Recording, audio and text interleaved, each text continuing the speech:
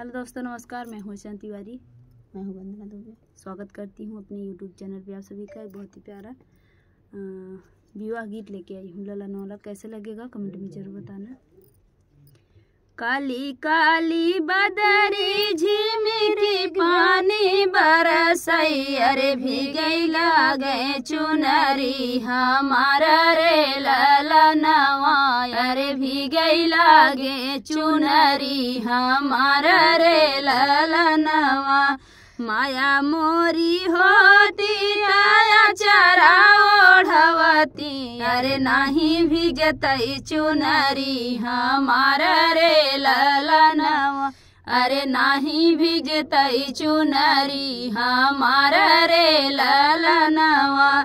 काली काली बदरी झिमिकी पानी बरसई, अरे भीगई लागे चुनरी हमारा रे ललनवा, अरे भीगई लागे चुनरी हमारा रे ललनवा।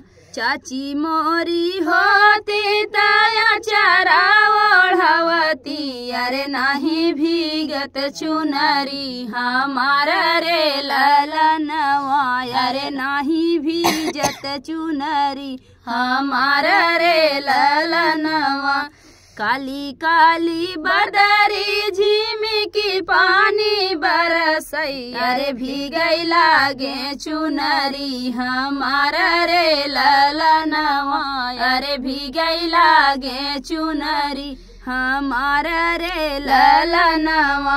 भाभी मोरी होती ताया चरा ओढ़वती, अरे नाही भीगत चुनरी हमारा रे ललनवा, अरे नाही भीगत चुनरी हमारा रे ललनवा। कारी कारी बदरी झिमिकी पानी बरसई, अरे भीगई लागे चुनरी हमारा रे ललनवा, अरे भीगई लागे चुनरी हमारा रे ललनवा। दीदी मोरी होती ताया चरा ओढ़वती, अरे नाही भीगत चुनरी हमारा रे ललनवा, अरे नाही भीगत चुनरी हमारा रे ललनवा।